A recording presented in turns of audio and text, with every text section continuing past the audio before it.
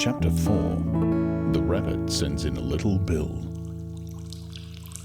It was the White Rabbit, trotting slowly back again and looking anxiously about as it went, as if it had lost something. And then she heard it muttering to itself, "The Duchess! The Duchess! Oh, my dear paws! Oh, my fur and whiskers! She'll get me executed as sure as ferrets are ferrets! Where can I have dropped them, I wonder?" Alice guessed in a moment that it was looking for the fan and the pair of white kid gloves, and she very good-naturedly began hunting about for them, but they were nowhere to be seen. Everything seemed to have changed since her swim in the pool, and the great hall with the glass table and the little door had vanished completely.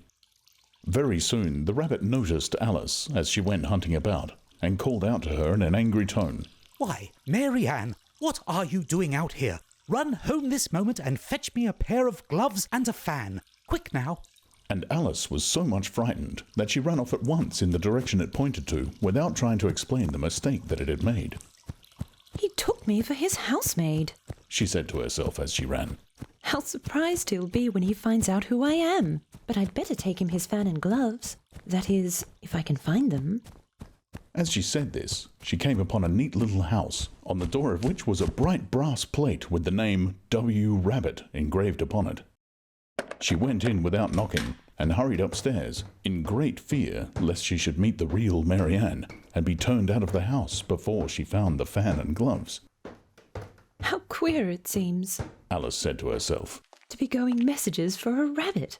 I suppose Dino will be sending me on messages next."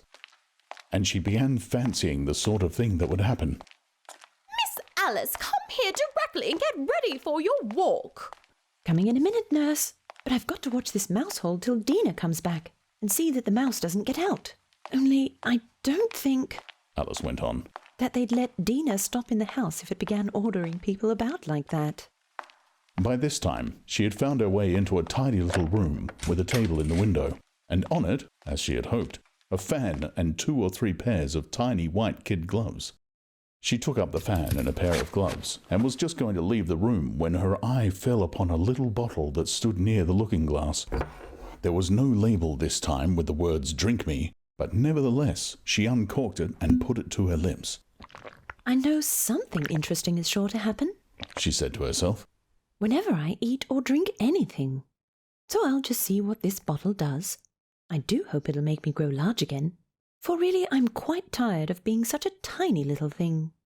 It did so indeed, and much sooner than she had expected. Before she had drunk half the bottle, she found her head pressing against the ceiling, and had to stoop to save her neck from being broken.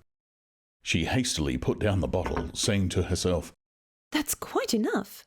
I hope I shan't grow any more. As it is, I can't get out at the door. I do wish I hadn't drunk quite so much." Alas, it was too late to wish that. She went on growing and growing, and very soon she had to kneel down on the floor.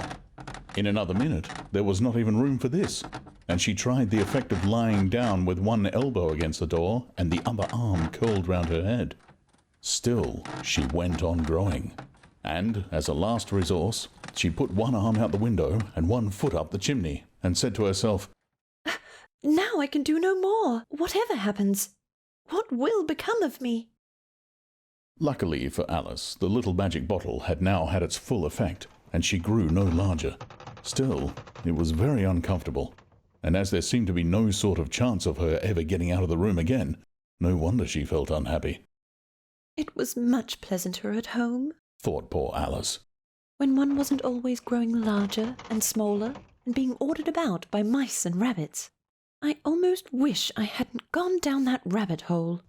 And yet, it's rather curious, you know, this sort of life.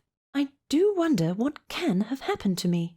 When I used to read fairy tales, I fancied that kind of thing never happened. And now, here I am, in the middle of one. There ought to be a book written about me, that there ought. And when I grow up, I'll write one. But I'm grown up now," she added in a sorrowful tone. "At least there's no room to grow up any more here. But then," thought Alice, "shall I never get any older than I am now? That'll be a comfort, one way. Never to be an old woman. But then always to have lessons to learn. Oh, I shouldn't like that." Oh, you foolish Alice, she answered herself. how can you learn lessons in here? Why, there's hardly any room for you, and no room at all for any lesson books. And so she went on, taking first one side and then the other, and making quite a conversation of it altogether.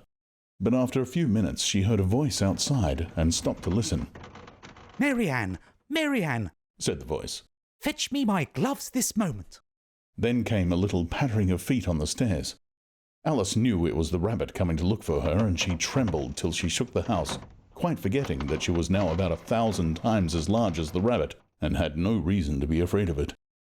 Presently, the rabbit came up to the door and tried to open it, but as the door opened inwards and Alice's elbow was pressed hard against it, that attempt proved a failure. Alice heard it say to itself, Then I'll go round and get in at the window. That you won't. thought Alice, and after waiting till she fancied she heard the rabbit just under the window, she suddenly spread out her hand and made a snatch in the air. She did not get hold of anything, but she heard a little shriek and a fall and a crash of broken glass, from which she concluded that it was just possible it had fallen into a cucumber frame, or something of the sort. Next came an angry voice, the rabbit's, Pat, Pat, where are you? and then a voice she had never heard before. Sure then, I'm here, digging for apples, your honour. Digging for apples indeed. Said the rabbit angrily. Here, come and help me out of this. Sounds of more broken glass. Now, tell me, Pat, what's that in the window? Sure, it's an arm, your honour. He pronounced it arm. An arm, you goose! Who ever saw one that size? Why, it fills the whole window. Sure it does, your honour, but it's an arm for all that. Well, it's got no business there, at any rate. Go and take it away. There was a long silence after this, and Alice could only hear whispers now and then, such as, Sure, I don't like it, your honour, at all, at all. Do as I tell you, you coward.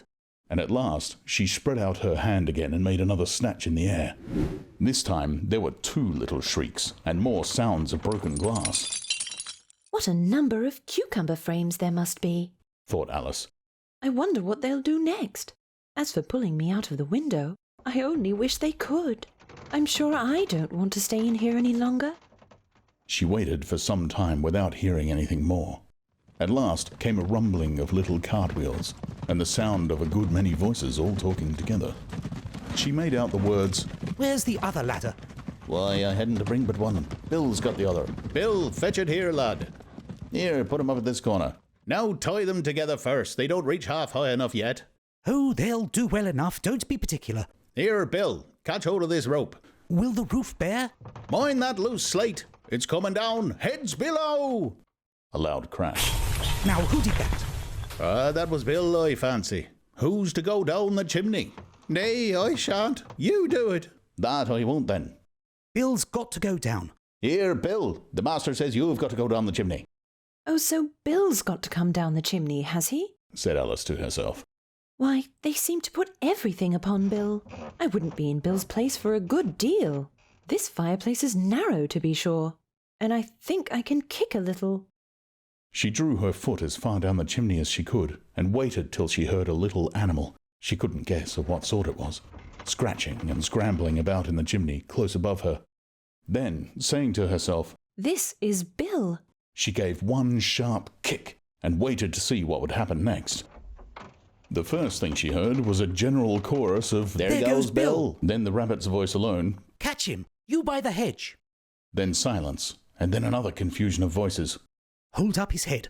Brandy, no. Don't choke him. How was it, old fellow? What happened to you? Tell us about it. Last came a little feeble squeaking voice, That's Bill. thought Alice. Well, I hardly know. No more, thank ye. I'm better now. But I'm a deal too flustered to tell you. All I know is something comes at me like a jack-in-the-box, and up I goes like a skyrocket. So you did, old fellow. Said the others. We must burn the house down. Said the rabbit's voice, and Alice called out as loud as she could. If you do, I'll set Dina at you. There was a dead silence instantly, and Alice thought to herself, I wonder what they will do next. If they had any sense, they'd take the roof off. After a minute or two, they began moving about again, and Alice heard the rabbit say, A barrowful will do to begin with. A barrow full of what? thought Alice. But she had not long to doubt, for the next moment a shower of little pebbles came rattling in at the window, and some of them hit her in the face. I'll put a stop to this, She said to herself and shouted out, You'd better not do that again. which produced another dead silence. Alice noticed with some surprise that the pebbles were all turning into little cakes as they lay on the floor, and a bright idea came into her head. If I eat one of these cakes, She thought, it's sure to make some change in my size. And as it can't possibly make me larger, it must make me smaller, I suppose. So she swallowed one of the cakes, and was delighted to find that she began shrinking directly. As soon as she was small enough to get through the door, she ran out of the house and found quite a crowd of little animals and birds waiting outside.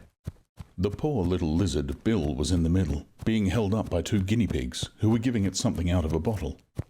They all made a rush at Alice the moment she appeared, but she ran off as hard as she could, and soon found herself safe in a thick wood. The first thing I've got to do Said Alice to herself as she wandered about in the wood. is to grow to my right size again. And the second thing is to find my way to that lovely garden. I think that will be the best plan. It sounded an excellent plan, no doubt, and very neatly and simply arranged.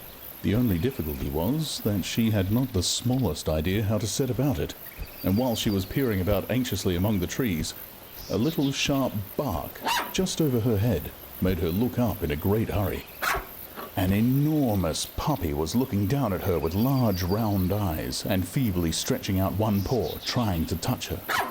Poor little thing.